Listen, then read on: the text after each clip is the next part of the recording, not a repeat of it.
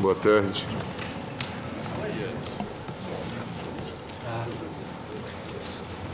Está aberta a sessão, há quórum regimental. O secretário procederá à leitura da ata da sessão anterior. Ata da primeira sessão extraordinária realizada em 2 de fevereiro de 2009, a presença do ministro Gilmar Mendes, vice-procurador-geral da República, doutor Roberto Monteiro Gurgel Santos, apregoado seguintes processos. Referendo em ações cautelares, ações diretas de constitucionalidade, agravos regimentais e reclamações e mandado de segurança. Não havendo impugnação declarada aprovada. Senhores ministros, chamo a ação direta de inconstitucionalidade 4009 da relatoria do ministro Eros Grau, requerente à Associação dos Delegados de Polícia do Brasil, a DEPOL, requerido governador do Estado de Santa Catarina, Assembleia Legislativa do Estado de Santa Catarina. Com a palavra, o eminente relator. Senhor presidente, a Associação dos Delegados de Polícia do Brasil, a DEPOL, propõe ação direta com pedido de cautelar, na qual questiona a constitucionalidade de preceitos da Lei Complementar número 254, de dezembro de 2003, com a redação que lhe foi conferida pela Lei Complementar 374, de 30 de janeiro de 2007, ambas do Estado de Santa Catarina. Os atos normativos reorganizam a estrutura administrativa e dispõem sobre a remuneração dos profissionais do Sistema de Segurança Pública Estadual. O requerente postula ainda a declaração de inconstitucionalidade do disposto no artigo 106, parágrafo 3º da Constituição de Santa Catarina e das leis complementares 55 e 99, ambas de 93, que versam sobre a vinculação ou equiparação de espécies remuneratórias dos policiais civis e militares à remuneração dos delegados. Eu estou transcrevendo aqui no relatório que foi às mãos de Vossas Excelências o teor dos preceitos atacados. E continuo observando que a requerente sustenta que os preceitos de que se trata, e que todos dizem respeito a essa equiparação, direta ou indiretamente, colidem com o disposto nos artigos 5º, inciso 54, 25, 37, inciso 13 e 63, inciso 1, da Constituição do Brasil. Afirma que a Lei 254, alterada pela Lei Complementar 374, possibilitou a equiparação entre a remuneração de policiais e peritos e dos delegados. Os demais preceitos da Lei Complementar 254 seriam inconstitucionais por arrastamento. A requerente impugna ainda a redação anterior do parágrafo 2º do artigo 5º da Lei Complementar 254. Bem assim, a redação atual, conferida pela Lei Complementar 374, diz que a declaração de inconstitucionalidade da redação atual e eventual manutenção da redação anterior desse preceito não afastará a inconstitucionalidade existente.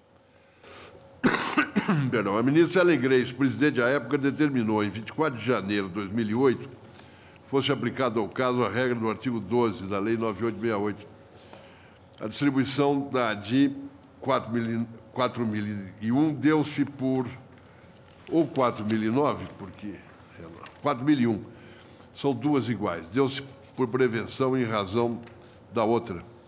O governador do Estado de Santa Catarina afirmou que a Polícia Civil, a Polícia Militar e a Perícia Oficial são órgãos da Secretaria de Estado da Segurança Pública e que as leis complementares 55, 99 e 254 dizem respeito ao plano de carreira e aos vencimentos dos servidores da Secretaria da Segurança Pública de Santa Catarina em épocas distintas. A Assembleia Legislativa catarinense não prestou informações. O advogado-geral da União disse estarem presentes os requisitos para a análise da ação direta. Quanto ao mérito, manifesta-se pela procedência parcial do pedido, afirma que é vedada pela Constituição do Brasil a vinculação ou equiparação de quaisquer espécies remuneratórias no âmbito do serviço público entre cargos públicos distintos, artigo 37, inciso 13, por fim, pugna pela modulação dos efeitos da decisão que declara inconstitucionalidade, de vez que os preceitos versam sobre a fixação de vencimentos. O Procurador-Geral da República opina do mesmo modo pela procedência parcial do pedido. Afirma a inconstitucionalidade dos preceitos impugnados, enfatizando, todavia, a necessidade de aplicação de efeitos prospectivos à declaração de inconstitucionalidade no que toca à Lei Complementar 254. É o relatório.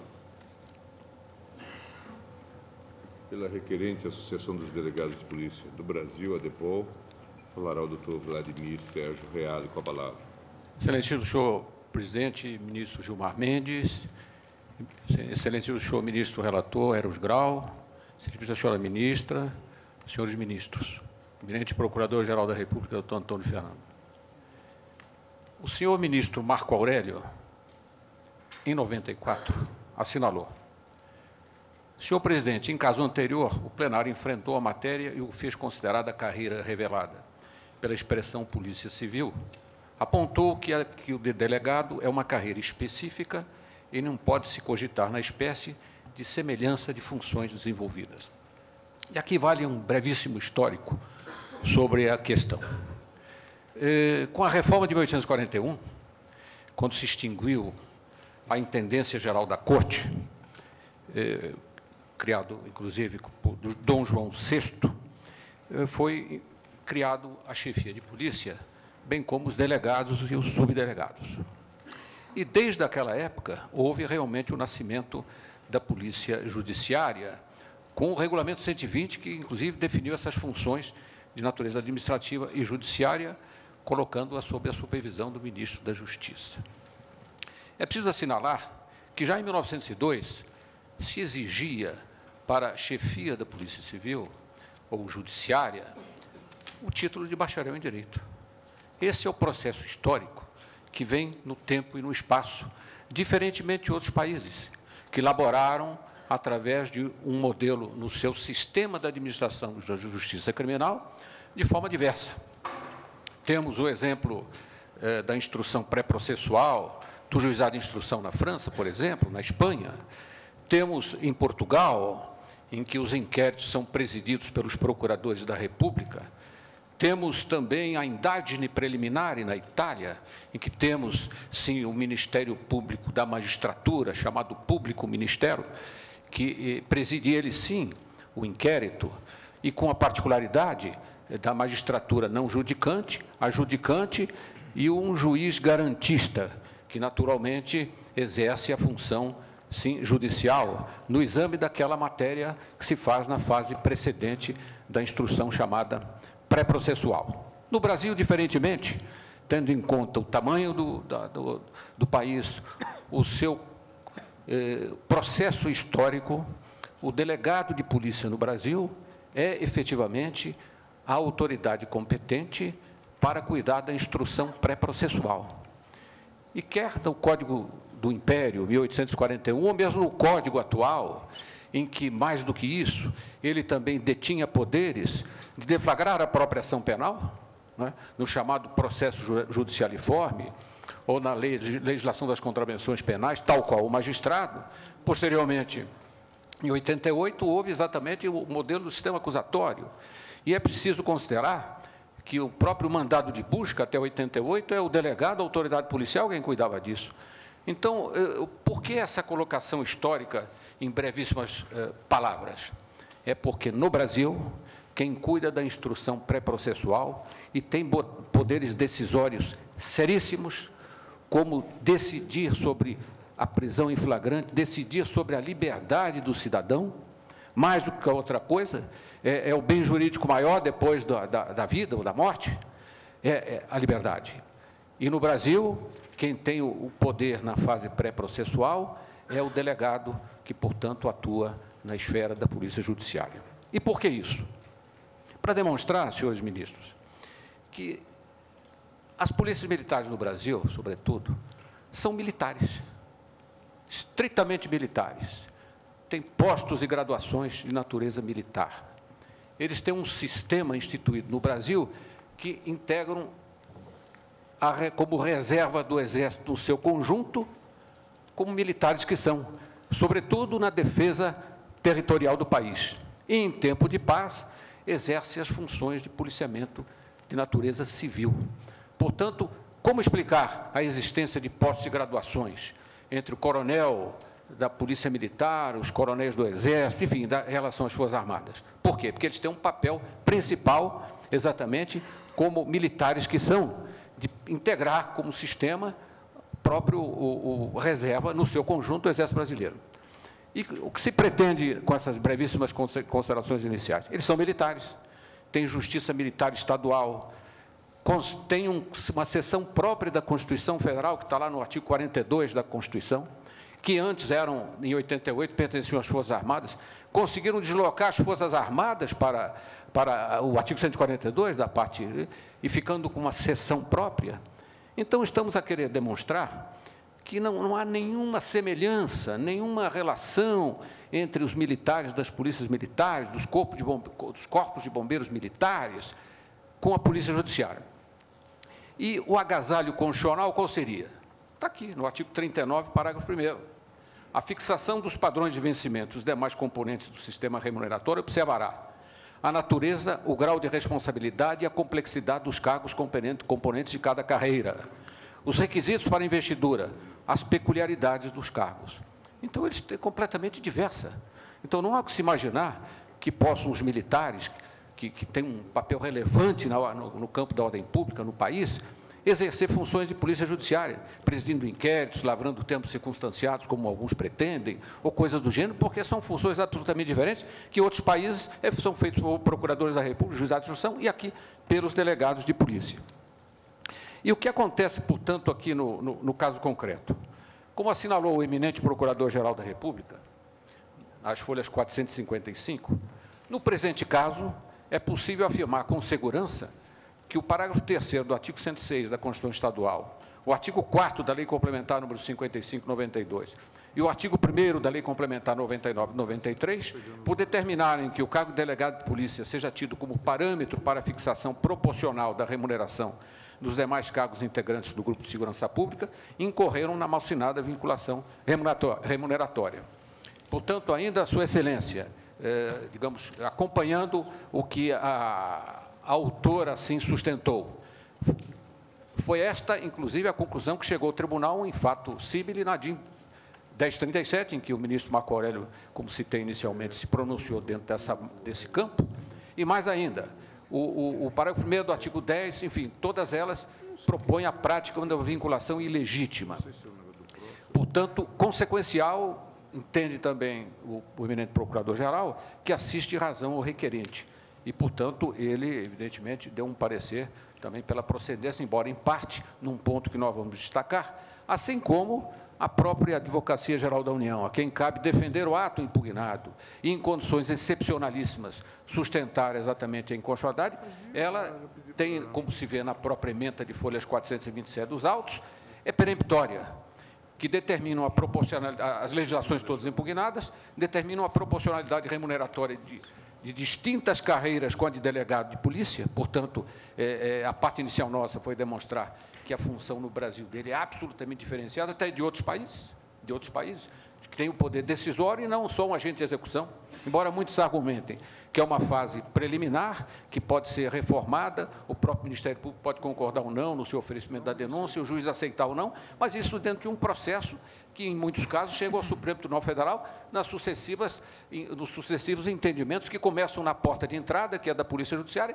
e, em muitos casos, acabam aqui na Excelsa Corte, que, às vezes, diverge até do que foi decidido pelo Tribunal de Justiça e, assim, sucessivamente, até pelo próprio STJ, em certos casos.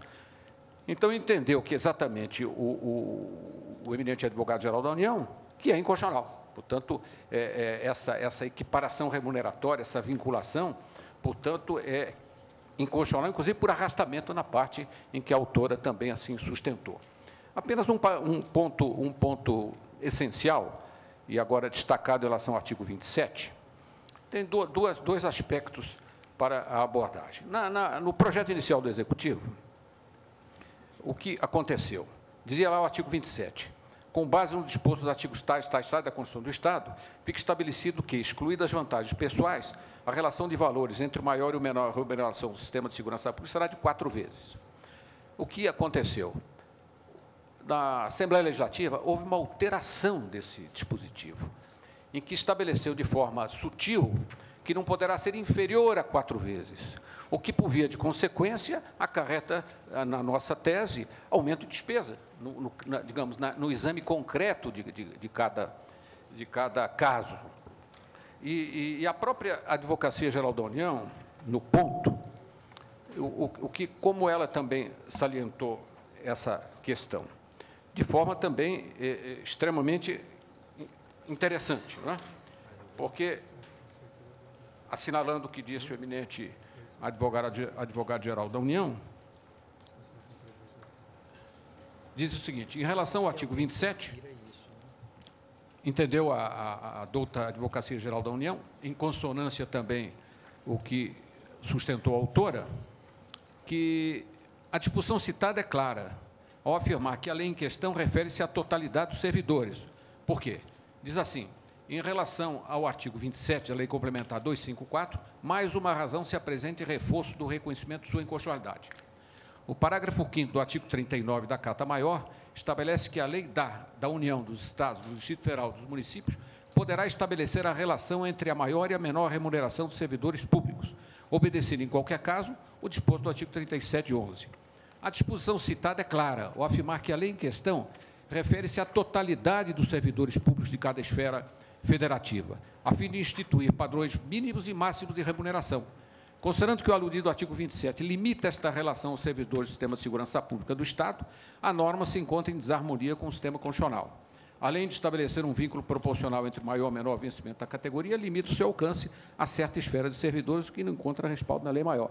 E também, se por hipótese, todas as assembleias resolvessem fixar um teto mínimo de uma escala de 1 para 2, nós teríamos quase que um achatamento, sem levar em conta o que estabelece o artigo 39, parágrafo 1º, com todos aqueles requisitos para a fixação dos padrões salariais. A requerente também entende que, no caso, como assinalou a douta Advocacia Geral da União e o eminente Procurador-Geral da República, que deve se aplicar a modulação dos efeitos, não é? A fim de que, portanto, não tenhamos uma situação de caos no Estado de Santa Catarina em relação a todas essas categorias. Portanto, como disse o eminente Procurador-Geral da República, né, a questão no ponto deve ser modulada, não é? E que nós também concordamos integralmente.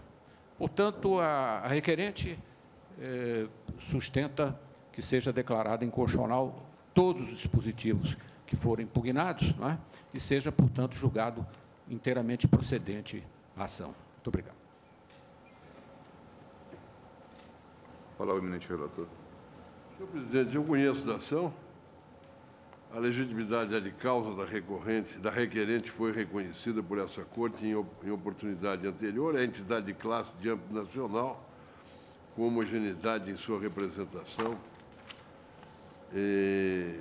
sobre referindo a 2 precedentes, ministro Lewandowski e ministra Carmen Lúcia. A questão...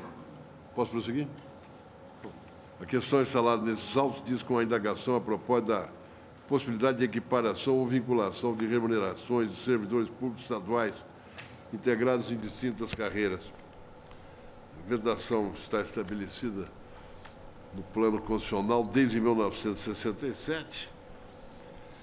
A vinculação de remunerações consubstanciaria... Aliás, eu queria ler também, me perdoe, além do texto da Constituição, o texto da nossa súmula 681, que é inconstitucional a vinculação do reajuste. E eu digo, a vinculação de remunerações consubstanciaria reajuste automático dos ganhos percebidos pelos servidores, sem autorização legislativa e previsão orçamentária. Me refiro aqui também ao artigo 39, parágrafo 4º da Constituição, e observo que, insistentemente, a jurisprudência dessa Corte afirma o não cabimento de qualquer espécie de vinculação de remuneração dos servidores públicos. Só para exemplificar, a DI 191, relatora ministra Carmen Lúcia, a DI 64, também a ministra Carmen Lúcia, a RE 218, 874, do qual eu fui relator, A DI 3853, ministra Carmen Lúcia. A DI 955, relator ministro Sepúlveda, pertence. De modo que me parece não haver a menor dúvida quanto à procedência da ação. Os preceitos da legislação estadual que instituem a equiparação e vinculação da remuneração afrontam efetivamente a Constituição do Brasil. Como são vários preceitos, na parte conclusiva eu observo que também são atacados nesta ação direta preceitos da Lei Complementar 254, com a redação que lhe foi conferida pela Lei Complementar 354. Afirma-se que a lei estadual não pode limitar as diferenças entre a menor e a maior remuneração dos servidores públicos que compõem o sistema de segurança. Essa restrição estaria em dissonância com o disposto no artigo 39, parágrafo 5º da Constituição. Aqui, ainda, o preceito de que ora cuido atrelou a remuneração dos servidores do sistema de segurança pública a outra, na medida em que estabeleceu uma relação de proporcionalidade entre a menor e a maior remuneração. Esta proporcionalidade, diz ainda o requerente, seria inconstitucional. E, nesse sentido, também afirma o Procurador-Geral da República que o parágrafo 1º do artigo 10 da Lei Complementar 254 põe em prática a vinculação ilegítima preceituada pela Constituição. Também em relação ao pedido de declaração de constitucionalidade dos artigos 11 e 12 da Lei Complementar 254, o pedido procede. Isso porque os preceitos estabelecem o pagamento de percentuais adicionais pelo exercício de atividades específicas, que devem ser calculados a partir da aplicação de outros percentuais, estes incidentes sobre os vencimentos indicados em um anexo da Lei 254. Portanto, senhor presidente, eu julgo procedente o pedido para declarar inconstitucionais o trecho final do parágrafo 3º do artigo 106 da Constituição do Estado de Santa Catarina, em que está dito, de forma a assegurar adequada proporcionalidade de remuneração das diversas carreiras com a delegado de polícia.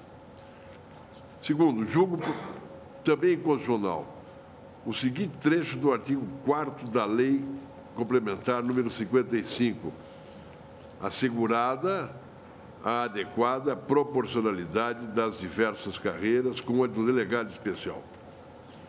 E ainda declaro inconstitucional o seguinte trecho do artigo 1º da Lei Complementar 99, mantida a proporcionalidade estabelecida em lei, que as demais classes da carreira e para os cargos integrantes do Grupo de Segurança Pública, Polícia Civil. Por arrastamento, eu declaro inconstitucionais o parágrafo 1º do artigo 10 e os artigos 11, 12 e 27 da Lei Complementar 254, com a redação que lhe foi conferida pela Lei Complementar 374 do Estado de Santa Catarina. Por fim, isso foi também postulado... Perdão? O 27 também. 27 também. 11, 12 e 27. Por fim, observo que foi requerido, foi observado pelo Procurador-Geral da República e agora, há pouco da tribuna, o próprio requerente manifestou no sentido de concordar com isso, a questão da modulação. Eu digo que alguns desses preceitos têm vigência desde 1992. Dos efeitos ex tunc da declaração resultariam prejuízos e insegurança jurídica. Por isso, de acordo com o que já foi observado, eu proponho a modulação dos efeitos da declaração de constitucionalidade, de modo que a decisão produz efeitos 30 dias após o seu trânsito em julgado, tempo hábil à organização de uma nova sistemática pelo Estado de Santa Catarina, de uma nova sistemática de pagamento. E o objeto desta dia é exatamente o objeto da 4001, de modo que os autos encontram-se já pensados, porque a decisão que nós tomamos aqui vale também para 4001.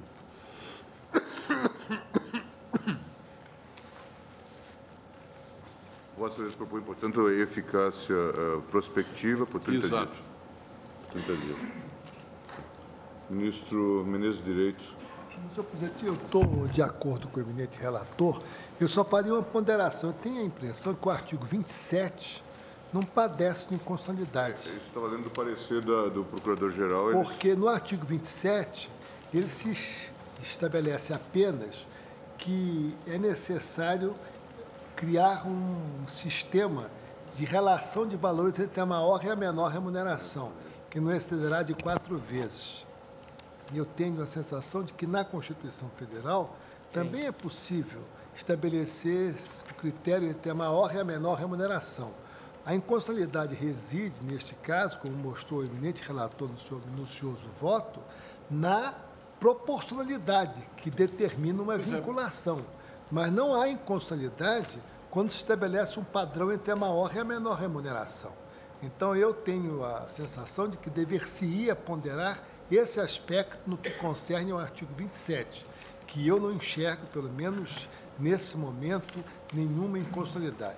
Eu acompanho o eminente relator, que fez um estudo precioso sobre a matéria, é uma ação de inconstitucionalidade com muitos dispositivos de diversas espécies normativas. E realmente Sua Excelência pôs adequadamente essa vinculação com a disciplina positiva que ele mencionou. Agora, eu insisto que, na realidade, o artigo 27 não contém uma ordem de vinculação ou de equiparação. Daí porque, ao meu sentir, eu entendo que deva ser excluída da declaração de inconstitucionalidade o dispositivo mencionado no artigo 27. Senhor presidente, me permite uma questão de fato. Ministério-Geral. Como foi fruto de uma emenda parlamentar, não é? Originalmente, isso não constava na proposta do Executivo. E como emenda parlamentar, não pode acarretar aumento de despesa, em que essa fixação exatamente de 4 vezes, porque antes falava que podia ser 4, 5, 6 ou 7, de acordo com o critério que a administração viesse a adotar. E a fixação também regrada apenas como 4, limite de 4, pode criar situações absolutamente contrastantes, tendo em conta deveres, atribuições e responsabilidades de cada categoria. Quer dizer, uma questão só de natureza de emenda parlamentar. Essa é apenas a colocação. Eu quero insistir, porque quero referir-me que no artigo 27 não se estabelece nenhum critério de aumento de despesa. O que se estabelece é uma referência ao artigo 23, e nesse artigo 23 tem um sistema de remuneração. E o que se pôs, e a meu ver adequadamente, constitucionalmente correto, é que há de haver uma proporção entre a maior e a menor remuneração. E esse dispositivo não tem nenhuma inconstitucionalidade, nem sequer no que concerne ao vício de iniciativa. Se Vossa Excelência me permitir, na realidade, o artigo 27 da Lei Complementar Catarinense 254/2003 ajusta-se ao que determina ou permite o próprio parágrafo 5º do artigo 39 da Constituição. O que é que diz esse preceito da nossa Constituição? Aspas. Lei da União, dos Estados, do Distrito Federal e dos municípios poderá estabelecer relação entre a maior e a menor remuneração dos servidores públicos, obedecido, em qualquer caso, o limite, portanto, disposto no artigo 37, inciso 11 da Constituição. O eminente Eu quero relator. observar o seguinte, o que me levou a votar nesse sentido foi o seguinte, foi a observação feita na inicial de que haveria a partir da correlação entre o artigo 27 e o parágrafo 1º do artigo 10 da Lei Complementar 254, aí se instalaria nessa correlação uma situação de inconstitucionalidade. Mas eu sou perfeitamente capaz de, em face do que observaram o ministro Menezes de Direito, o ministro Celso de Mello, de, como se diz, evoluir no sentido de excluir da declaração de inconstitucionalidade o artigo 27. O eminente relator exclui da declaração o artigo 27, tal como proposto pelo ministro Menezes de Direito e agora subscrito pelo ministro Celso Mello. Ministra Carminúcio. A única observação que eu teria realmente era com relação ao 27, porque isso estava posto na Constituição desde a redação originária e, aliás, era muito enfatizada exatamente para evitar que alguém ganhasse excessivamente em relação ao outro que ganhasse de menos. Então, é até um critério constitucional que foi fixado até facultativamente, mas no sentido de fazer com que o sistema remuneratório dos servidores públicos tivesse justiça. Né? Exatamente por isso. Então, não vislumbrava inconstitucionalidade, como bem explicou agora o eminente relator, desvinculado do parágrafo único do artigo 10, então já não existe mais os argumentos que poderiam ensejar a declaração. Por isso eu sigo. Porque agora o parágrafo caiu. Exatamente. Então, agora obedece apenas à Constituição. Eu só tenho uma... Quanto à declaração, portanto, parcial de inconstitucionalidade, excluído o artigo 27, eu não tenho nenhuma dúvida em seguir o brilhantíssimo voto do ministro relator. A minha única dúvida fica com relação à declaração de efeitos prospectivos. E digo por quê.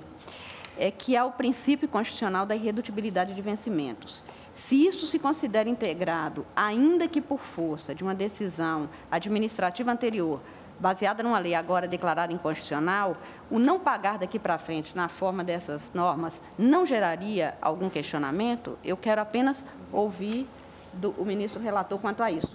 Entendeu, ministro? Sim.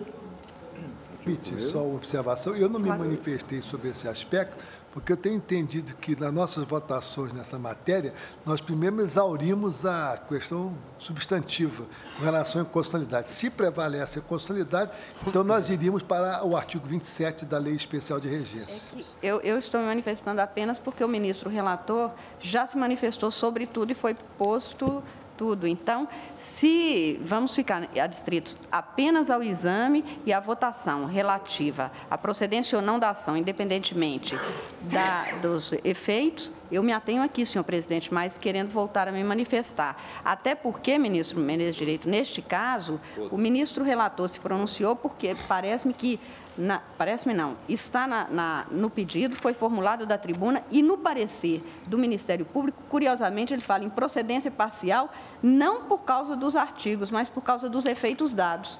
Essa a razão pela qual o relator, me parece, já tenha se pronunciado de pronto. Mas, de toda sorte, quanto à procedência, eu acompanho o relator na procedência parcial, excluído o artigo 27. E, então, tal como Vossa Excelência, eu também me guardo para, assim que houver a chamada relativa aos efeitos. O ajuste quanto à data, nós temos que, talvez, discutir. Sim. Ministro Lewandowski. Ministro Lewandowski, me permitir só uma observação. A ministra Carminúcio observou muito bem a razão da rapidez da minha evolução. É porque se o meu convencimento era com relação ao parágrafo 10, e agora o parágrafo 10 deixa de existir porque é inconstitucional, evidentemente eu posso evoluir. A outra observação é que nós não podemos observar que é uma coincidência de números. Entre o artigo 27 da lei complementar e o artigo 27 da lei 9868. Por enquanto, nós estamos tratando do primeiro 27, e não do segundo.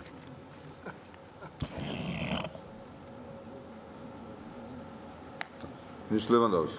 Presidente, eu acompanho também o eminente relator, cumprimentando pelo bem elaborado voto.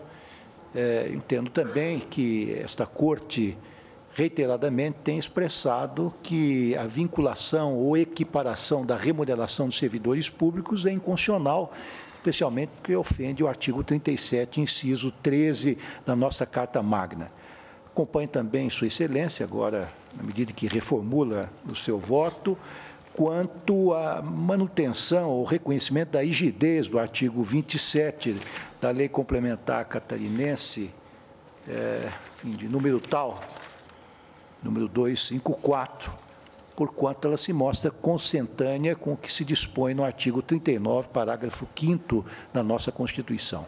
Acompanho, portanto, na parte substantiva o eminente relator, reservando-me para discutir a questão da modulação no segundo momento. Joaquim Barbosa. Eu não participei do... Não ouvi o relatório, não participei. Ministro César Peluso. Ministro Carlos Brito.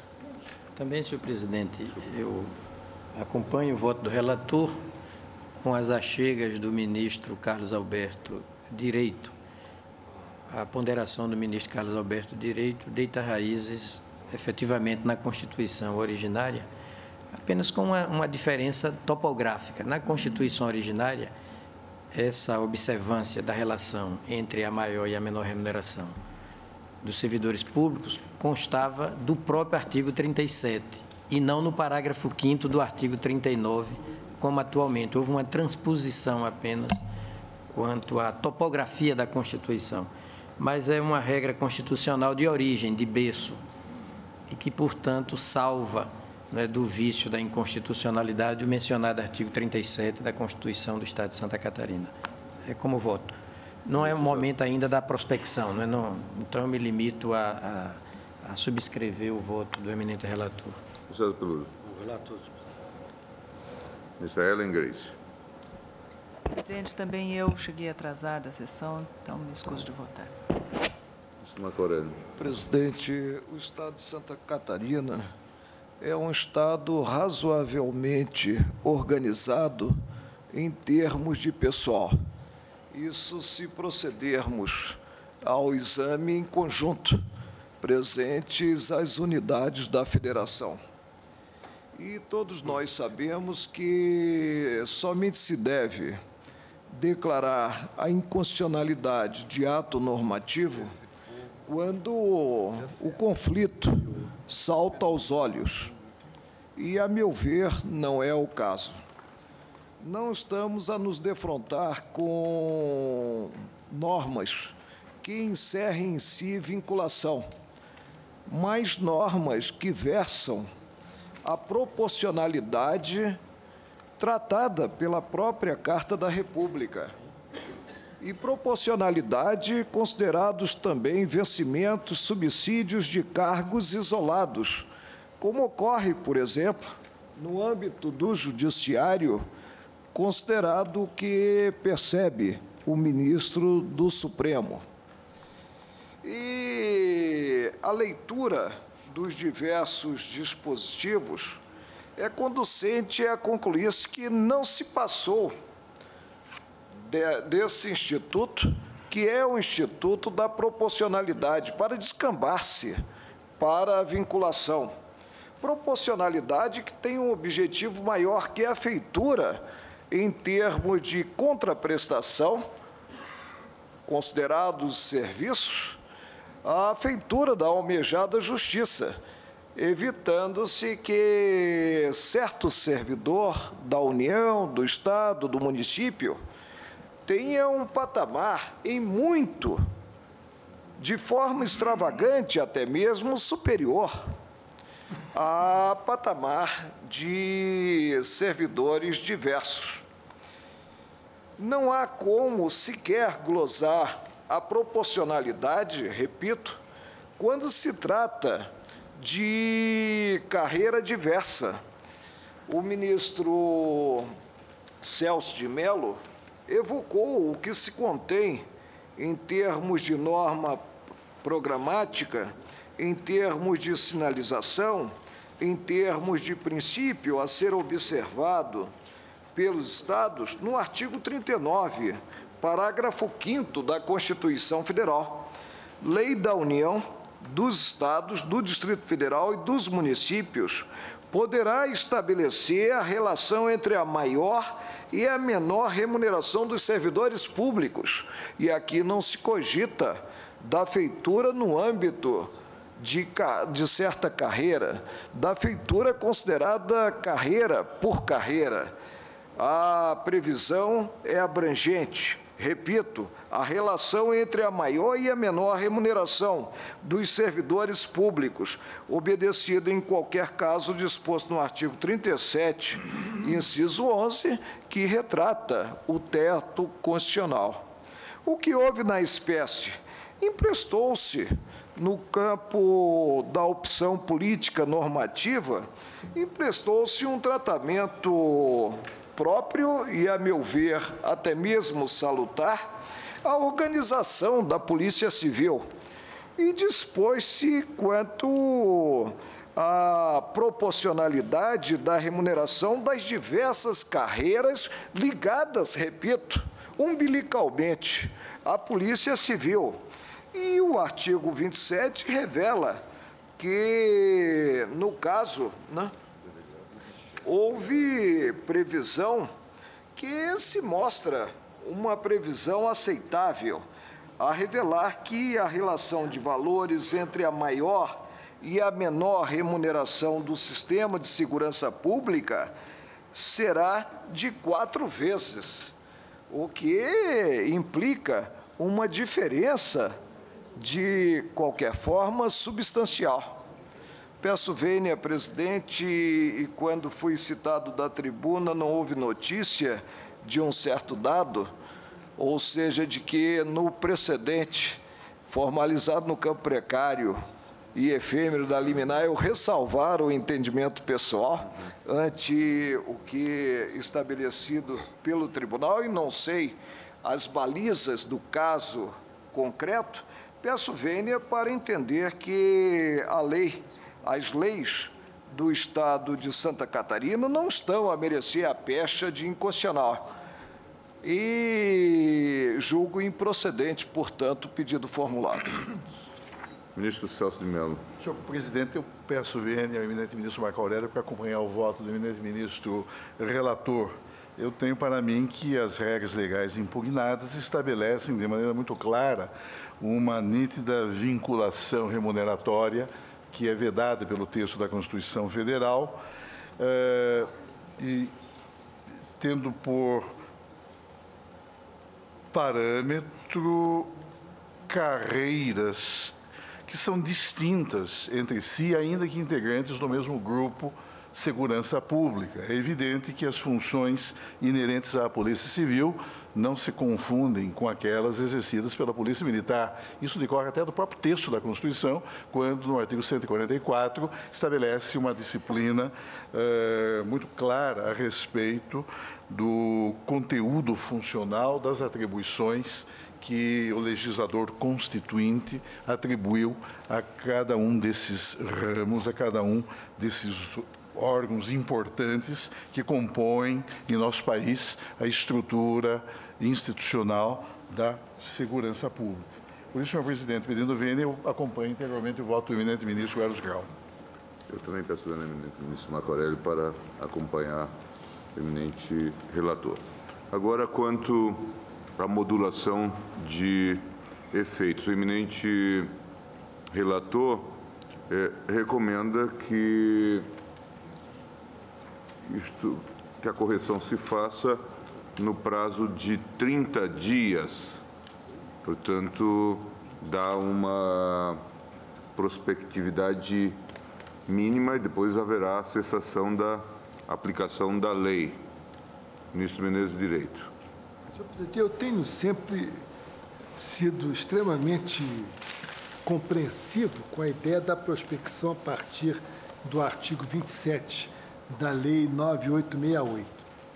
Mas eu tenho a impressão que, nesse caso, se nós abrirmos, a partir da declaração de inconstitucionalidade, essa exceção, nós vamos consolidar uma regra que não tem força, que não tem validade, que é absolutamente nula, sem nenhuma especificidade, sem nenhuma particularidade. Eu me lembro que, no caso dos defensores públicos de Minas Gerais, nós demos diante de uma circunstância muito própria. Mas é que ficamos sem vencimento. Diga. É que nós vamos declarar a nulidade e ficamos sem parâmetros, inclusive de vencimento. Podemos estar obrigando o Estado a pedir repetição de indébito. Em suma, podemos causar um desassossego enorme e uma grande insegurança jurídica. Mas sim, mas veja bem, o que é que vai adiantar, então, 30 dias? Pois é, por isso que eu enfatizei que o eminente relator concedeu, talvez devesse ficar num prazo de 6 meses. Não vai adiantar, por esse motivo não vai adiantar. Mas é isso, porque do contrário nós estaremos declarando a nulidade. Logo, ou vamos ter uma situação de fato consumado, né? Ou vamos ter uma situação de... Isso que eu ia dizer, quer dizer, não ter a justificar os 30 dias não tem nenhuma especificidade. Por isso vocês podem propor 6 meses. O ministro relator se preocupou com a adequação do Estado a essa nossa 30 decisão. dias não vai dar. Do contrário, nós ficamos sem... Mas eu vou pedir, vênia, Vossa Excelência, não vou dar o artigo 27, né? Eu estou entendendo que, nesse caso, é uma questão tópica, existe uma regra que é absolutamente inconstitucional, que é da equiparação de vencimentos, e, nesse caso, não há particularidade a justificar isso. Quer dizer, o fato de ficar sem padrão não é, porque os vencimentos vão continuar a ser pagos sem que se aplique a vinculação. Não existe nenhuma razão suficiente para dizer que há necessidade de um prazo para que venha uma lei para fixar um padrão de vencimento. O que nós estamos declarando nulo, e o ministro Eros Grau foi extremamente lúcido quando fez o voto de Sua Excelência, foi que não pode haver equiparação. Não pode haver equiparação. O que nós estamos decretando a nulidade vinculação. É da equiparação, da vinculação, de vincular um carro com o outro. Deixamos apenas a possibilidade de se estabelecer um padrão entre a maior e a menor remuneração. Nesse caso, eu não enxergo por que razão nós vamos autorizar a consolidação de uma situação que nós estamos reputando absolutamente inconcurcível diante do plano constitucional. Já foram vagos, no que diz respeito ao... Vossa Excelência, ao relator, Vocês me permitem? Claro. A minha grande preocupação não foi com o Estado. A minha grande preocupação é que com a situação de pessoas que receberam e que, se não houver ressalva, poderão amanhã ser obrigados a devolver. Mas isso não está dentro da prospecção do artigo 27. Quer dizer, uma coisa é nós determinarmos que precisa de um prazo para se regularizar, como nós fizemos em outras oportunidades. Outra coisa é se determinar que vai haver devolução. Nós não estamos determinando que haja devolução, não porque não está proposto, não está examinado e nem seria possível fazer isso. E até que seja declarado inconstitucional, presume-se constitucional. Eles receberam de boa fé. Então, essa preocupação não existe. Receberam de boa fé e tem caráter alimentar. Talvez devamos dar os efeitos, então, ex nunc. Pelo menos os efeitos ex nunc. Porque senão, eu verifico aqui que a lei complementar é de 92, são 12 anos. Exatamente. Como é 12 anos? Ainda que você dizer que essa lei está em vigor. Não, mas a única lei que parece que fixou valores foi a lei de 2003. As outras só se remetem ao princípio. Mas, de qualquer forma, são 5 anos. A de 2003 é que fixa uma tabela no anexo. As outras não. As outras só falam em... Ainda assim são quase... Mas mesmo assim, muitos anos para devolver vencimentos recebidos de boa fé. Que é o prazo que nós consideramos, na verdade, aplicável. Eu adapto a minha parte final para que se atribua efeitos ex nunc. Ministra Carmen. A preocupação social que tinha me conduzido à proposição de aplicar o artigo 27. Ministra Carmen.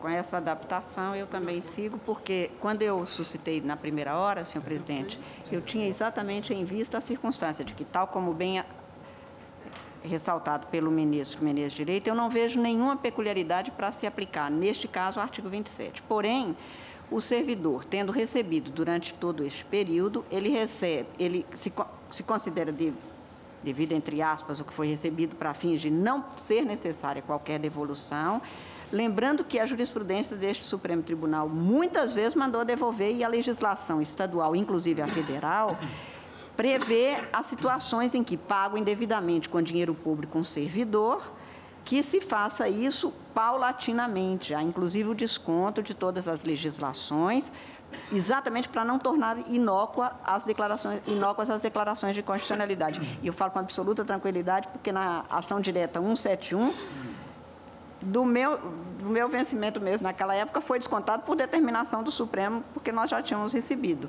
E não há nada de mais nisso, porque foi com base numa lei para a qual nós não tínhamos contribuído. Então, com essa evolução do eminente relator, eu, então, não dou efeitos prospectivos, mas concordo em votar no sentido exatamente do que foi estabelecido, de que vale a decisão da declaração de a inconstitucionalidade, é daqui para frente. Os seus efeitos quanto à remuneração passa a vigorar daqui para, portanto, sem ter de haver devolução. Ministro Lewandowski. Com o relator.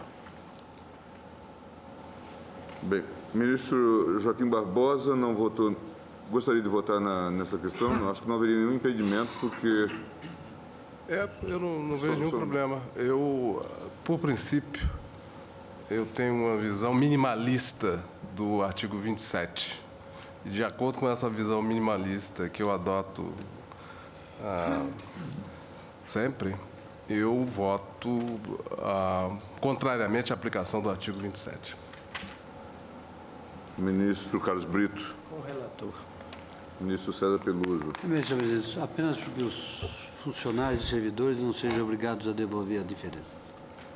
Doravante. Ministro Ellen Grace. Com a adequação feita pelo relator e o efeito ex nunc. Ministro Marco Aurélio, vocês votam pela improcedência, mas estamos votando... Sim, presidente, a essa altura eu tenho como extremo de dúvidas, devendo desconfiar da minha posição, a inconstitucionalidade da lei, porque proclamada pelos colegas, pela maioria absoluta ou pela quase totalidade dos integrantes do Supremo Tribunal, excluído a minha pessoa. E se trata de lei inconstitucional, não tenho como estabelecer, por via indireta, uma vacatio legis no tocante à Carta da República, no tocante à Constituição Federal. Não posso invadir o campo que é reservado não ao legislador negativo, mas ao legislador positivo, e simplesmente assentar que a Constituição Federal não vigorou até aqui, que passará a vigorar no tocante a esse caso, a este processo, as normas editadas pelo Estado de Santa Catarina, que o tribunal teve como a margem da Constituição, a partir da decisão do Supremo. Vejo com muita reserva e esperava discutir a matéria no processo próprio, no processo objetivo, que estampou o ataque ao artigo 27 da Lei 9.686, a eficácia prospectiva da decisão do Supremo quando implementada visando guardar a Constituição Federal. Por isso, entendo que a eficácia, né, é ex tunc, é desde o nascimento da própria lei, no que esse nascimento ocorreu, repito, segundo a dicção do tribunal, não a minha, mas não tenho como torná-la prevalecente, ocorreu de forma conflitante com a Constituição Federal. Ministro César Neto. Senhor presidente, peço vênia para acompanhar o voto do eminente ministro relator. Eu também peço vênia para acompanhar o voto do eminente relator. Aqui a questão que se põe, e que acho que o tribunal já mais de uma vez já aceitou a ideia da modulação de efeitos, inclusive em sede de controle incidental de inconstitucionalidade ou de constitucionalidade. Os casos do célebre caso dos vereadores, em que o tribunal acabou por dar efeito prospectivo por absoluta necessidade, uma vez que declarasse a inconstitucionalidade com o viés de nulidade, e nós teríamos um revolvimento até da própria eleição, uma vez que haveria uma redução do número de cadeiras nas várias comunas, nos vários municípios. Depois também tivemos o caso da progressão de regime, em que nós tivemos de forma notável esse modelo bifásico. A votação foi por 6-5, mas depois houve praticamente, creio que, unanimidade em relação à fixação dos efeitos prospectivos, também por absoluta necessidade, para que nós não fôssemos aí a revolver, inclusive quanto à responsabilidade civil do Estado, se pessoas ficaram além do tempo devido na prisão. Em suma, portanto, o tribunal tem praticado esta fórmula do artigo 27, até mesmo em sede de controle difuso, o que seria inicialmente não previsto pela Lei 9868, que trata, obviamente, do processo de controle abstrato. E, em relação à própria questão, acho que podemos ter aí alguma perplexidade. Certamente o Estado de Santa Catarina terá que diligenciar uma nova fórmula, uma nova lei sobre o assunto, mas estamos a fixar, portanto, que a eficácia será ex nunc, portanto, a partir do julgamento de hoje, tendo em vista a possibilidade de que se discutisse a necessidade de repetição do indébito. Por quê? Porque esta é uma questão que também a gente deve deixar assente. No fundo, a declaração de inconstitucionalidade com o significado de nulidade, ela tem em si o mesmo efeito da declaração de inconstitucionalidade do artigo 27, ou com a não pronúncia da nulidade. Ela faz cessar a ultratividade. A lei não mais se aplica. Mas ela dá, a nulidade permite que nós persigamos os efeitos já verificados e ainda passíveis de revisão. Em geral, em um prazo de 5 anos, portanto, se pode fazer a revisão dos atos concretos, dos atos administrativos, e, nesse caso específico, seria, em tese, legítimo pedir-se o pagamento que foi feito a maior, supondo-se que tenha havido. É exatamente isso que nós estamos evitando com esta fixação, porque nós estamos falando de um duplo plano. Uma coisa se dá no plano da validade da lei, outra do ato concreto. Não é? Nós estamos a tratar a questão, portanto, no plano do ato concreto. De modo que, fazendo essas considerações, eu também... Senhor presidente, eu faria uma ponderação ao tribunal, se esse efeito ex nunc que foi reconhecido pudesse ser contado a partir da publicação do acordo, porque, na verdade, o que vai suceder na prática é que os servidores vão receber, a partir de hoje, a remuneração de vários anos atrás. Ou gerar insegurança jurídica em torno disso. Não é insegurança jurídica. O que é que todos os vencimentos fixados por essa lei caem. Portanto, repristinam os vencimentos de tantos anos atrás. Até que venha a nova lei. Até que venha a nova lei. O que pode, na prática, significar quase nada em termos de valor econômico. Ao passo que, se nós fixarmos ainda que o efeito ex nunc seja contado a partir, pelo menos, da publicação do acordo, isso permitirá que o Estado se prepare para editar rapidamente uma lei que ponha em termos mais ou menos justos os vencimentos dos servidores públicos. Bem ponderado. Eminente relator, está de acordo? Senhores ministros, aqueles que... Portanto, eficácia ex nunc a partir da publicação da decisão do acórdão, objeto da DIN 4009. Então, o tribunal declarou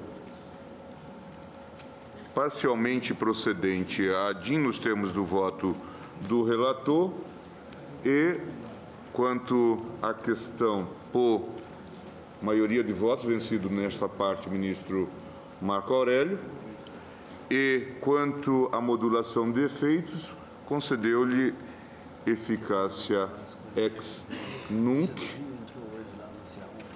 a partir da data da publicação do acórdão, vencidos o ministro Joaquim Barbosa e Marco Aurélio, que recusavam a modulação de efeitos. Ministro Eros Grau, RS 547-245 e 592-905. O primeiro, recorrente município de Itajaí, recorrido Banco Fiat, interessado Federação das Associações de Municípios do Rio Grande do Sul e Associação Brasileira de Secretarias de Finanças das Capitais Brasileiras. E o segundo, recorrente HSBC Investment Bank Brasil, Banco de Investimento, recorrido município de Caçador, interessado Associação Brasileira das Secretarias de Finanças das Capitais Brasileiras. Excelência, tem a palavra. Senhor presidente, o Tribunal de Justiça de Santa Catarina Eu estou me referindo ao RE 547-245. O Tribunal de Justiça de Santa Catarina lavrou a seguinte decisão ao julgar a apelação civil. Operação de leasing sobre bens móveis, posição do STF, não incidência, exegese do artigo 156. Ao tratar do ISS, a Constituição Federal pressupõe a prestação de serviço segundo a conceituação definida no direito privado. Constituição Federal, artigo 156, inciso 3, CTN, artigo 110. A qualificação de operações não condizentes com o significado técnico-jurídico da expressão prestação de serviço para efeito de tributação municipal do ISS nada mais significa do que a inadmissível e arbitrária manipulação, por lei complementar, da repartição constitucional de competências impositivas, pois o tributo em comento somente pode incidir sobre obrigações de fazer. RS 116.121, relator ministro Celso de Mello. O leasing, e continua o acordo, o leasing financeiro não alberga prestação de serviço. Não será por disposição legal que a sua natureza poderá ser alterada. A lei não tem o condão de modificar a essência das coisas ou dos fatos. Definir como prestação de serviço aquilo que essencialmente não é, se traduz numa forma escamoteada de burlar a limitação constitucional da incidência tributária. Fecho aspas.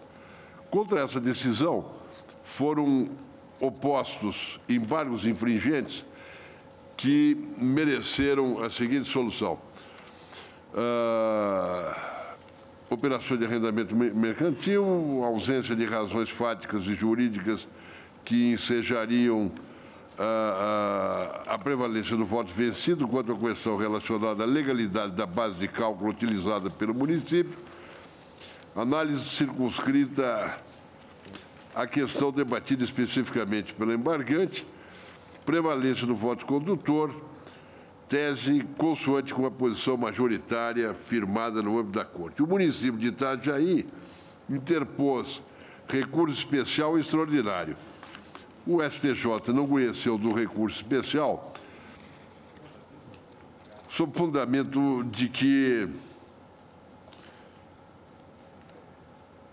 se trataria de análise constitucional e, portanto, não caberia o conhecimento. O recorrente alega, nas razões do recurso ordinário, que, essa Suprema Corte jamais declarou ser inconstitucional a incidência do ISS sobre operações de arrendamento mercantil.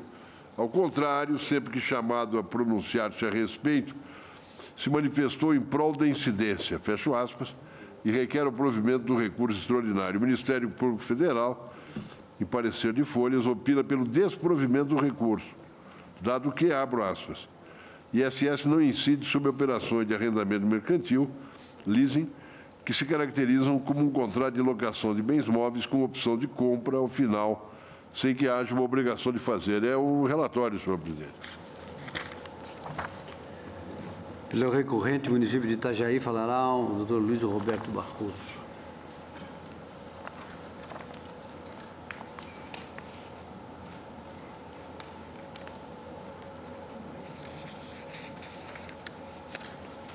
Excelentíssimo senhor presidente em exercício, ministro César Peluso, excelentíssimos senhores ministros, senhoras ministras, senhor procurador-geral da República, é sempre uma honra estar nesta tribuna e poder merecer a atenção de vossas excelências, dessa vez com uma questão, a vida justa, menos controvertida, pelo menos do ponto de vista filosófico.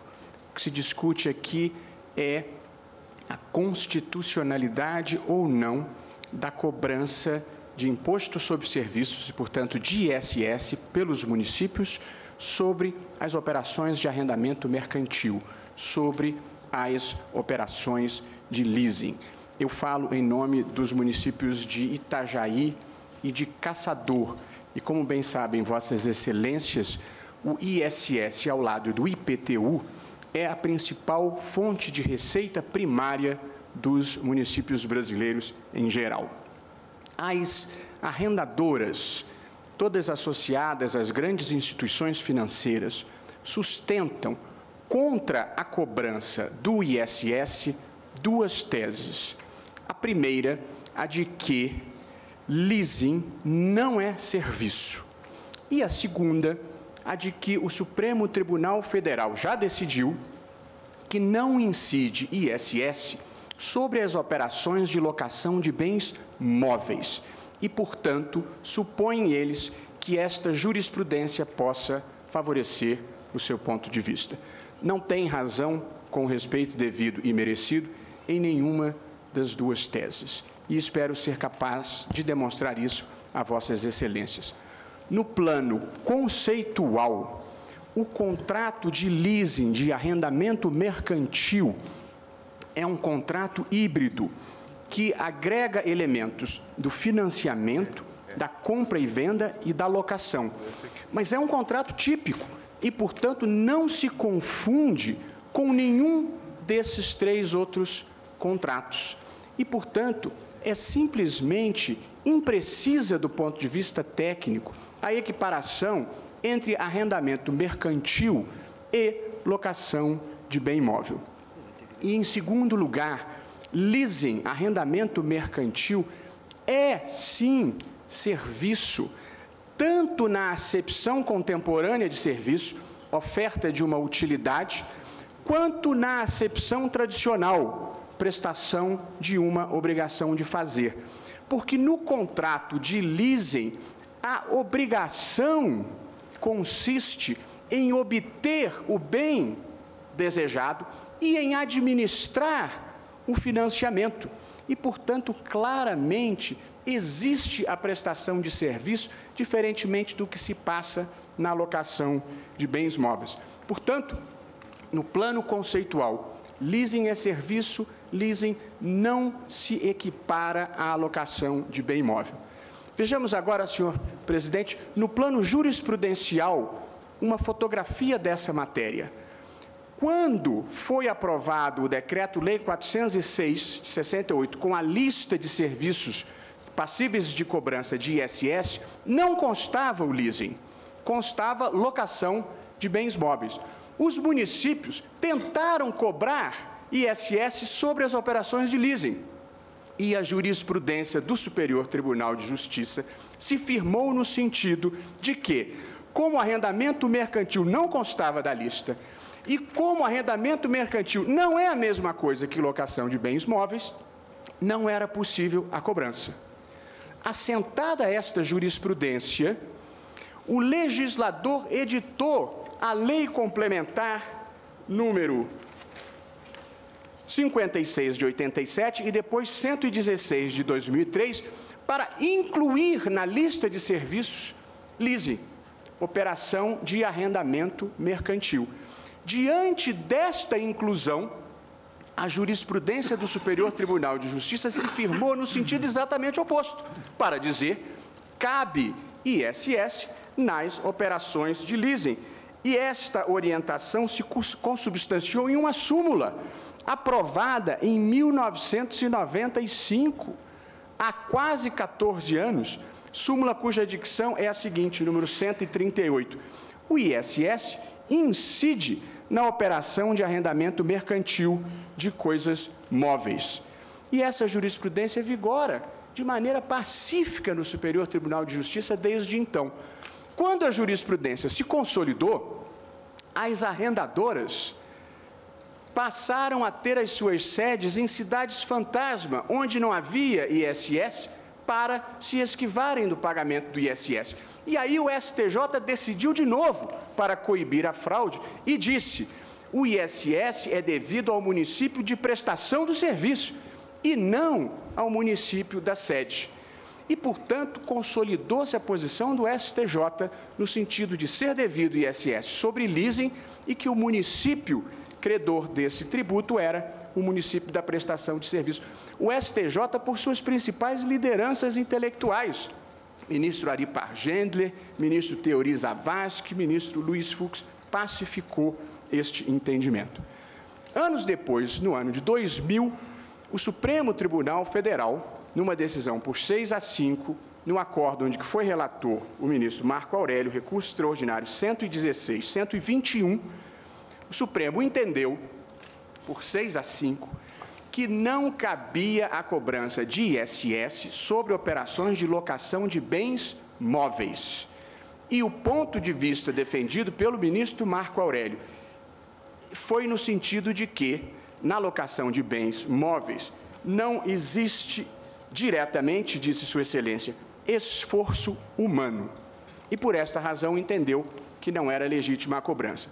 O ministro Celso de Mello, que também acompanhou o ministro relator, sustentou que não havia, na locação de bens móveis, obrigação de fazer e, consequentemente, entendeu que não poderia haver a cobrança de ISS, porque, na visão de Sua Excelência, sem obrigação de fazer, não haveria serviço. Pois é preciso dizer aqui que, no caso do arrendamento mercantil, no caso do leasing, nenhuma dessas duas teses é prejudicial à constatação de ser devido o ISS, porque aqui há prestação de obrigação de fazer e há prestação humana no sentido de obtenção do bem e no sentido de administração do financiamento. E aqui eu gostaria de chamar a atenção para uma curiosidade histórica na posição das arrendadoras. É que, ao tempo em que da lista só havia locação de bens móveis, elas sustentavam que não era devido ISS, porque leasing não é locação de bens móveis. E agora, como o Supremo entendeu que não cabe sob locação de bens móveis, eles sustentam que leasing é locação de bens móveis. E não há nenhum problema nisso, porque a parte não tem obrigação de ser coerente. Mas os tribunais, tanto quanto possível, devem preservar uma certa coerência na jurisprudência. Direito é integridade, dizia Ronald Dworkin. Portanto, senhor presidente e senhores ministros, a tese central aqui sustentada, e penso que demonstrada, é: leasing é serviço, leasing não se confunde com locação de bens móveis.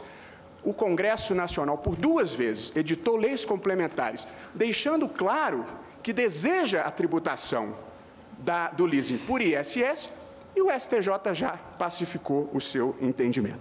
Uma última observação importante de ser assinalada é que, em dezembro do ano passado, numa medida provisória de número 449, de 3 de dezembro de 2008, que cuidava de parcelamento de dívidas tributárias e de remissão de dívidas tributárias, entraram 3 dispositivos lá no finzinho que, aparentemente, fazem um ensaio de instituir IOF sobre as operações de leasing. Um ensaio de instituir IOF sobre as operações de leasing, porque o dispositivo não é autoaplicável. A medida provisória, que cuida de outras coisas, diz o seguinte: esta medida provisória entra em vigor na data de sua publicação, exceto, e aí vem os dispositivos que cuidam do IOF, exceto quanto aos dispostos dos artigos 40 a 42, que passam a vigorar a partir da publicação do regulamento a ser editado pelo Poder Executivo. De modo que a medida provisória previu um IOF que será eventualmente cobrado em algum lugar no futuro, depois que vier a ser regulamentado. Eu nem vou discutir a questão do uso da medida provisória aqui. O que gostaria de deixar claro é que o que está em discussão nestes processos de relatoria do eminente ministro Eros Grau, é a constitucionalidade ou não da instituição por lei complementar do ISS sobre arrendamento mercantil, matéria que o artigo 156, inciso 3 da Constituição, reserva para a lei complementar. E, portanto, ninguém haverá de cogitar que essa medida provisória tenha pretendido modificar o tratamento tributário nessa matéria, que seria um erro primário, porque a hipótese é de reserva expressa de lei complementar. Não pretendeu, nem poderia ter pretendido fazer. Mas ainda que se imaginasse isto, seria perfeitamente possível a convivência do ISS, previsto na Constituição e na lei complementar, e do IOF introduzido pela medida provisória. Há inúmeras situações em que são cobrados, na mesma operação econômica, ISS e IOF, em operações ligadas a contratos de câmbio, de crédito imobiliário e de factoring, para dar 3 exemplos que eu tenho conhecimento. Portanto, senhor presidente e senhores ministros, as teses são a da constitucionalidade da cobrança do ISS, da total ausência de repercussão dessa medida provisória de dezembro sobre a situação posta sob jurisdição deste tribunal, remarcando que, com todo o respeito à posição divergente, esta não é uma dessas hipóteses em que o direito seja sequer polêmico. O direito me parece claro. Há muitos anos as instituições financeiras se insurgem contra este pagamento. Eu posso até entender, mas não tem nenhuma razão. E, portanto, os municípios de Itajaí e de Caçador pedem a este tribunal que, depois de tantos anos de inúmeras vitórias em todas as instâncias, este tribunal confirme a constitucionalidade desta receita, que é uma receita importantíssima para os combalidos municípios brasileiros e irrelevante para as instituições financeiras que se opõem. Muito obrigado. Pelo recorrido, o município de Caçador, perdão. Não tem mais recorrido. É pelo recorrido do Banco Fiat, o doutor Hamilton Dias de Souza.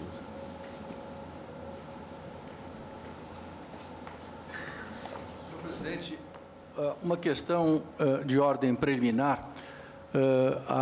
Há uma inscrição para sustentação oral do amicus curiae, que sustenta a mesma tese dos recorrentes. E há um precedente, embora não haja um registro escrito desse precedente, na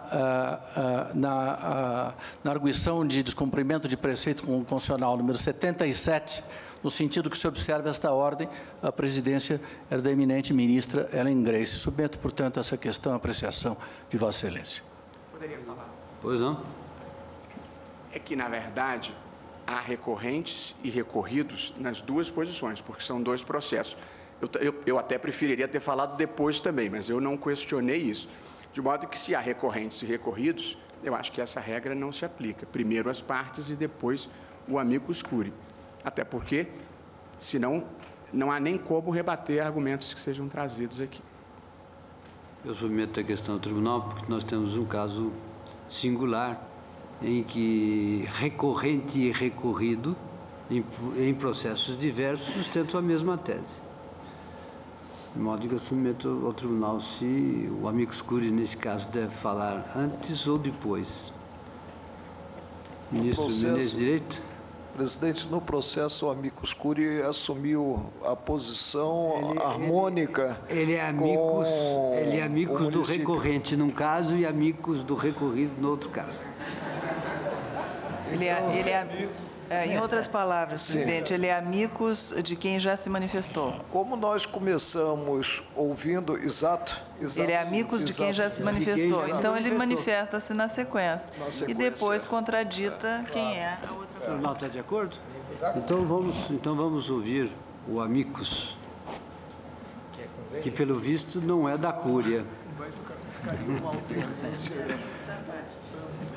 Excelentíssimo senhor presidente, excelentíssimo senhor relator, excelentíssimos senhores ministros, excelentíssimo senhor representante do Ministério Público, nobres colegas presentes, faço uma saudação especial ao doutor Luiz Roberto Barroso, que sustentou há pouco. Eu peço perdão ao público de anunciar o nome do Ricardo Almeida Ribeiro da Silva. Obrigado. Que abraçou a causa dos municípios de Itajaí e de Caçador, que não é apenas a causa destes municípios, é a causa de todos os municípios brasileiros. De fato, a decisão que se irá tomar, ou que se iniciar a tomar hoje, é uma decisão que afeta todos os municípios, não apenas em relação ao leasing. A eventual fundamentação deste deste acórdão, desta decisão do Supremo Tribunal Federal, poderá confirmar a dignidade constitucional desse imposto ou poderá se desdobrar em vários questionamentos em relação a outros itens da lista, dependendo, como disse, da fundamentação que se adote. Antes das questões jurídicas, que me parece importante trazer em adição ao que já foi dito pelo eminente doutor Luiz Roberto Barroso, dois fatos importantes. Um já foi esclarecido em relação a esse histórico do pagamento do imposto. A rigor, as instituições financeiras não têm questionado o pagamento do ISS sobre o leasing. O que está e que incentivou o litígio, neste caso, nestes dois casos e em outros mais, foi a questão do local da ocorrência do fato gerador. Como bem dito, algumas instituições financeiras entenderam por bem se localizar, estabelecer-se ou, pelo menos, colocar um estabelecimento ou uma sede em municípios que não cobravam o ISS ou tinham alíquotas irrisórias para esse imposto. Como o serviço se exteriorizava em outros municípios, foram autuadas, e isso incentivou esses litígios que foram postos perante o Poder Judiciário. Esta é exatamente a questão que subjaz a esses dois recursos extraordinários que estão sob a análise dessa Corte. Não poderia deixar de trazer, no que diz respeito aos aspectos jurídicos, uma questão fundamental. Trata-se de interpretação constitucional. Os advogados tributaristas que vêm defendendo tese em contrário procuram adscrever a interpretação do artigo 153, inciso 3, que trata do imposto sobre serviços de qualquer natureza, a conceitos de direito privado. Conceitos esses que estariam encontrados, não se sabe muito bem aonde, se na doutrina, se na legislação do direito civil, mas a estes conceitos de direito privado.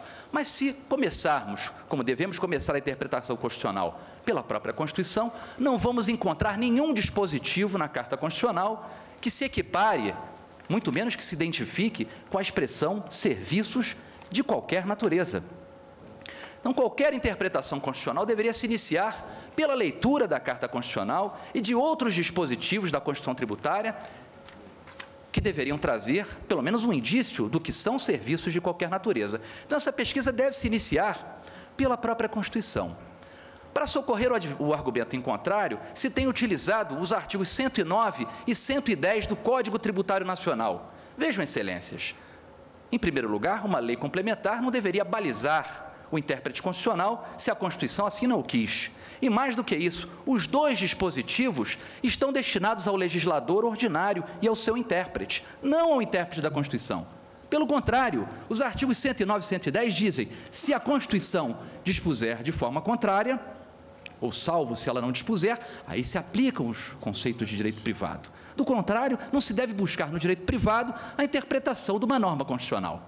Então, vejamos o que a Constituição traz, não só a Constituição de 88, mas no seu histórico normativo, porque não podemos nos esquecer que a tributação sobre o consumo no Brasil, introduzida em 1965, pioneiramente, a introdução de um IVA, do Imposto sobre Valor Adicionado, procurou respeitar essa tripartição peculiar do Brasil, da Federação, atribuindo a tributação das indústrias para a União, a tributação do comércio para os estados e a tributação dos serviços. Isso não só foi estabelecido na Emenda Constitucional 18 de 65, mas mantida na Constituição de 67, Emenda Constitucional 69, número 1 de 69, e na atual Constituição. Então, a estrutura de repartição de receitas no plano constitucional sempre reservou aos municípios a tributação do setor econômico de serviços, de onde os municípios deveriam oferir receitas para fazer cumprir suas tarefas constitucionais. E não é só. Toda a regulamentação advinda desde do trabalho da Comissão de Notáveis, que engendrou essa reforma tributária durante quase 10 anos, os estudos se processaram, e que culminou com a edição também da sua regulamentação, que era primacialmente o Código Tributário Nacional. Não havia nenhuma equiparação entre o conceito constitucional de serviços de qualquer natureza e qualquer conceito de direito privado, seja normativo, seja definição doutrinária, histórica, nunca houve, ao contrário. O primeiro artigo regulamentar, tido lá contemplado no artigo 71, no Código Tributário Nacional, o artigo 71, o que diz? Dentre os serviços de qualquer natureza, por exemplo, locação de imóveis. Está lá. não falo nem de bens móveis, está no artigo 71. Jamais se concebeu no plano, na delimitação constitucional deste imposto, que está mantido até hoje entre nós, qualquer restrição ou qualquer equiparação a conceitos constitucionais de direito privado, com conceitos de direito privado que não são albergados no plano constitucional. Isto sempre foi muito claro. A jurisprudência do Supremo Tribunal Federal sobre esse ponto nunca teve dúvida, foram 32 anos de julgados, até que sobreveio o recurso extraordinário 116-121, que lançou dúvidas, ainda que trate de outro contrato, de outra espécie contratual, de outro fato econômico, juridicizado, ele lançou dúvidas sobre esses fundamentos. Mas a Constituição de 88 é ainda mais clara. Como bem assinalado anteriormente, na sustentação que me precedeu, a delegação da Constituição, no que diz respeito à Constituição tributária, sobre tributação, não é apenas a regra geral do artigo 146, inciso 3, que comete ao legislador complementar a função de estabelecer normas gerais de direito tributário. No que diz respeito ao ISS-QN, ao Imposto sobre Serviços de Qualquer Natureza, diz que esses serviços de qualquer natureza, especificamente, serão definidos em lei complementar tributária. A lei complementar, já há muito, traz diversas hipóteses, e expressamente, desde a Lei Complementar 56 de 87, o arrendamento mercantil ou leasing, o que foi repetido de maneira enfática, dentre os serviços financeiros do capítulo 15, do item 15 da lista de serviços da Lei Complementar 116 de 2003 em vigor, o item 1509, que os serviços financeiros também, no caso, o leasing ou arrendamento mercantil, estão sujeitos ao ISS de maneira cristalina. Não pretendo aqui trazer novamente a questão jurisprudencial do Superior Tribunal de Justiça, que também é pacífico em relação a esse entendimento, tendo editado a súmula número 138. Vejam que essa delegação é específica e mais. Pretender, por exemplo, submeter esse conceito ao manejo do legislador ordinário de direito civil, subverteria a própria exigência constitucional de que o quórum para a lei complementar tributária, não apenas geral, específica para o ISS, deve ser um quórum qualificado. Não vejo, portanto, me permitam, Vossas Excelências, como submeter este conceito constitucional, que não encontra equivalência definitória, semântica, literal, com qualquer outro conceito do direito privado. A lei complementar tributária é bastante clara nesse particular, sendo expressa e específica no que diz respeito ao leasing ou arrendamento mercantil. Gostaria de trazer aí da conhecimento dos senhores, no que diz respeito, mesmo no campo do direito privado, não há também, isso é mundialmente considerado, uma estranheza, uma exclusão dessa atividade de leasing, seja ele operacional ou financeiro, do campo do setor terciário, do campo dos serviços. E mais, a lei que regulamenta e tipifica o contrato não é apenas um contrato misto, uma amálgama de obrigações, é um contrato nominado e um contrato tipificado pela legislação brasileira desde a Lei 6.099 de 74, que tem apenas quatro exigências para que se caracterize o contrato de leasing. E são típicas de uma prestação de serviço, como já assinalado. Portanto, mesmo que tivéssemos que submeter o fato gerador, a hipótese de incidência tributária, as mudanças, as flexibilidades, as normas facultativas do direito privado, que são, no Brasil, editadas sob lei ordinária, não teríamos como submeter, ou melhor, como impedir que o legislador complementar tributário estabelecesse tributação em matéria de serviços para as atividades de leasing. É despicienda, portanto, eventual distinção entre leasing financeiro ou leasing operacional, que a rigor só é feita para efeitos de tributação e por conta de benefícios outros de natureza financeira pelo Banco Central. A lei só estabelece 4 únicos requisitos, e esses requisitos estão presentes tanto no leasing financeiro quanto no leasing operacional. Esses eram, portanto, Excelências, os argumentos que a Associação Brasileira da Secretaria de Finanças das Capitais, que representa os municípios capitais brasileiros, que tem arrecadação importante em relação a essa atividade, gostaria de trazer, e pedindo, portanto, o provimento do recurso do município de Itajaí e o desprovimento do recurso do HSBC em relação ao município de Caçador. Muito obrigado. Enfim, vamos ouvir o doutor Hamilton Dias de Souza, pelo recorrente num caso e pelo recorrido no outro. Excelentíssimo senhor presidente, senhoras ministras, senhores ministros, a questão envolve uma peculiaridade, as sustentações orais que me antecederam, pelos eminentes advogados, o que nos dá conta é do leasing sem uma distinção clara entre o chamado arrendamento mercantil financeiro e o arrendamento mercantil operacional, matéria que parece de absoluto rigor. Eu leio na ementa dos julgados, do julgado recorrido, o leasing financeiro não alberga prestação de serviço.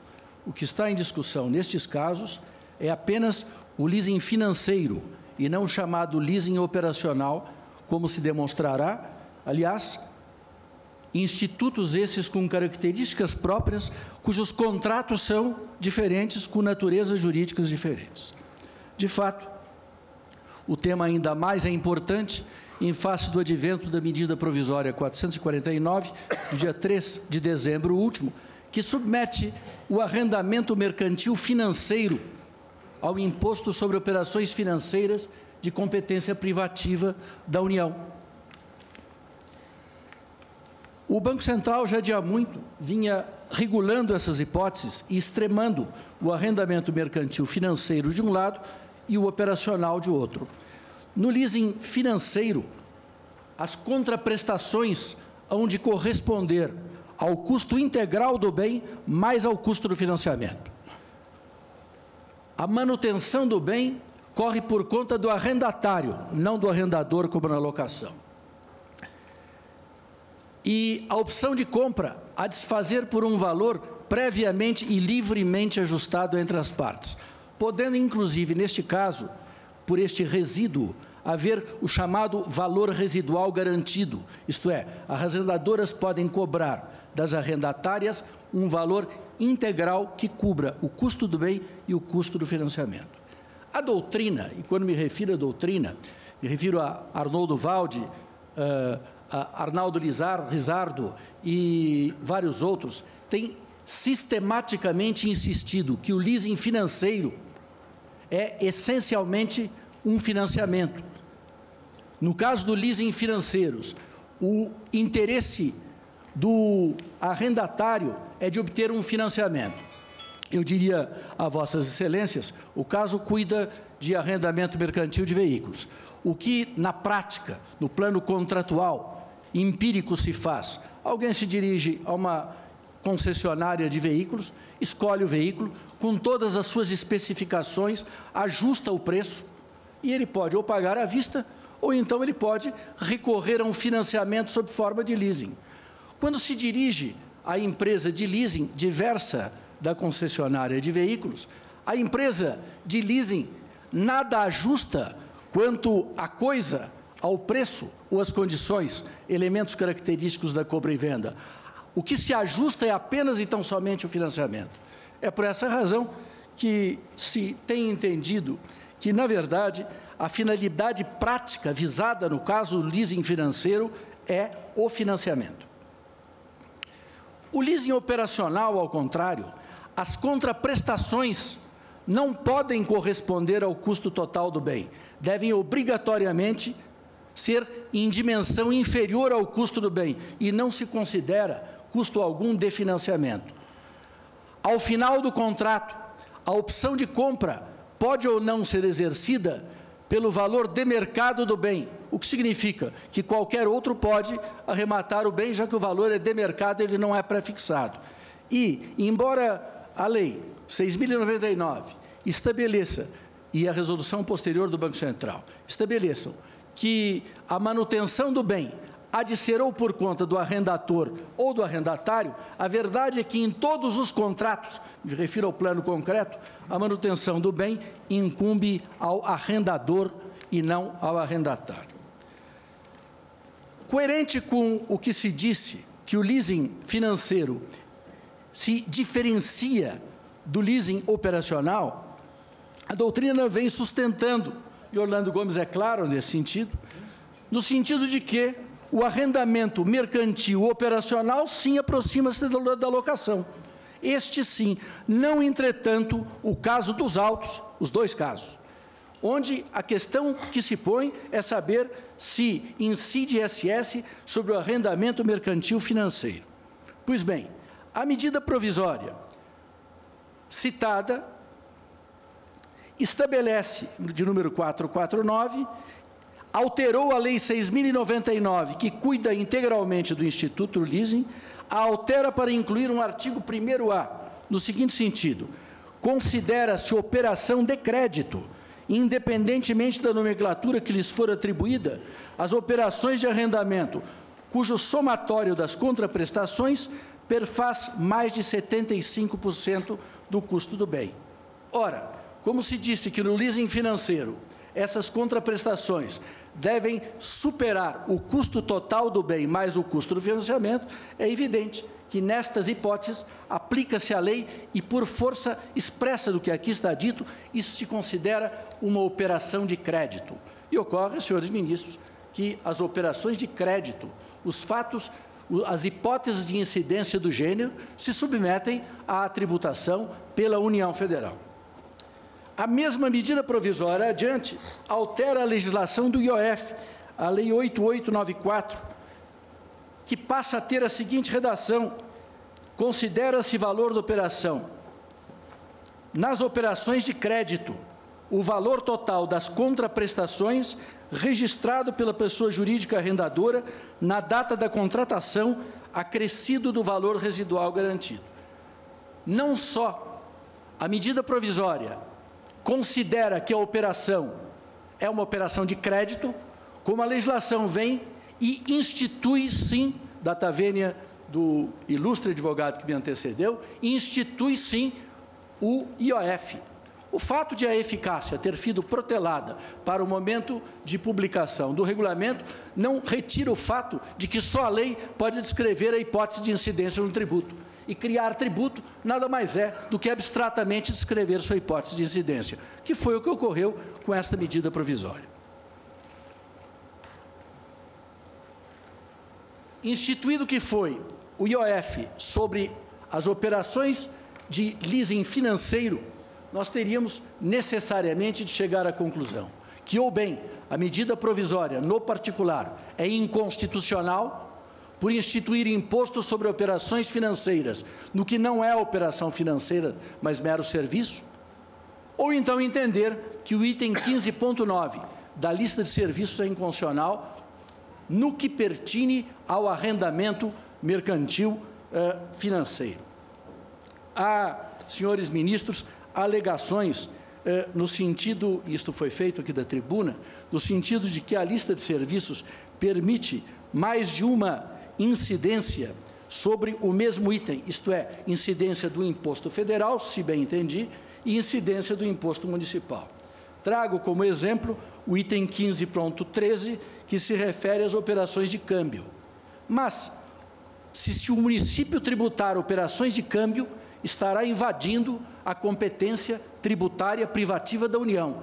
O que pode é fazer com, o que diz a lei, serviços relacionados, onde há um contrato entre a parte e uma determinada empresa ou até terceiros relativo a um contrato de câmbio. Então, se alguém pede que o contrato de câmbio, que o instrumento seja feito por um profissional ou por uma empresa, claro que sobre isso poderá haver incidência do ISS, jamais sobre a operação de câmbio e, sobretudo, tendo como base de cálculo a operação de câmbio.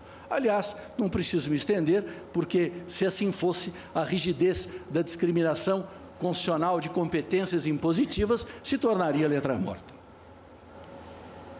Isso nos leva a uma possibilidade de interpretação do artigo do item 15.9 da lista, de que ele só abrange o arrendamento mercantil operacional, não assim o arrendamento mercantil financeiro, o que seria até, eventualmente, o caso de se pensar numa interpretação conforme a Constituição. Caso, entretanto, este tribunal, embora esta matéria não esteja sendo ferida nos autos, os autos não cuidam de arrendamento mercantil operacional. Porém, se o tribunal entender, examinar esta matéria, é bem que se diga que o arrendamento mercantil operacional tem todas as características da locação. Fala-se, e o que foi dito da tribuna, é que há atividades antecedentes à prestação, que é um dar, que é a entrega da coisa, que isto caracterizaria um fazer.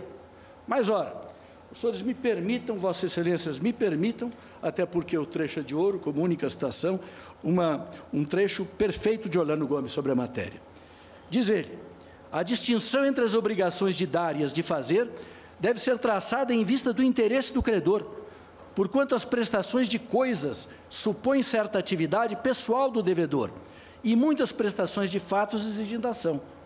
Nas obrigações de dar, o que interessa ao credor é a coisa que lhe deve ser entregue, pouco lhe importando a atividade do devedor para realizar a entrega. Nas obrigações de fazer, ao contrário, o fim e o aproveitamento do serviço contratado. Se assim não fosse, toda a obrigação de dar seria de fazer e vice-versa. Há mais do que se disse, sendo, como me parece, e como parece à doutrina, tratar-se de locação, é inteiramente aplicável o precedente do plenário deste Supremo Tribunal Federal, no recurso extraordinário 116-121, cujo relator para o acórdão foi o eminente ministro Marco Aurélio. Senhor presidente, para finalizar, o assunto não foi debatido aqui na tribuna, mas em doutrina, já de há muito tempo, Bernardo Ribeiro de Moraes, estou falando de coisa de 40 anos atrás, assinalava que há serviços por definição legal. Esta foi a tese afastada pelo Supremo Tribunal no recurso extraordinário 116-121, a pretexto de que serviços de qualquer natureza poderiam alcançar outras categorias, ainda que serviço não fosse.